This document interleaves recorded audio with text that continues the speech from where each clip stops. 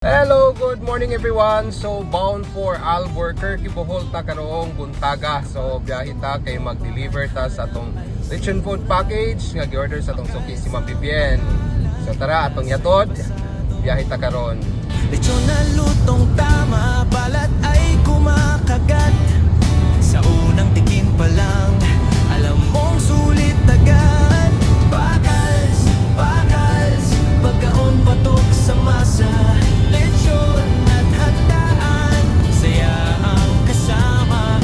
Bakals, bakals, sa bawat okasyon, puso. So diyan na ta sa Albor guys. Papunta sa Albor, mag-deliver na ta sa lechon food package ni Ma'am Vivian Aranas and worth 12,300. So lechon food package worth 12,300. Sorry, it's 12,300. So pasudan sa kabox na coke, mga ka-lechon plan, and of course among lechon. Pagkapinan si Ma'am Vivian kay suki na mo, instead of 16 kilos, 21 kilos ang among gihatag. Good morning, so diyan sa Tagweni Albor, among suki si Ma'am Vivian. So Thank you, Paka, sa inyong lamian nga mga pagkaon, lechon package na pinagwapa.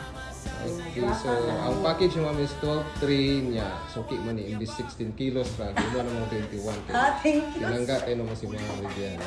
Salamat kayo, Ma'am Vivian. Onya, now pa more customers coming. Yay! Salamat.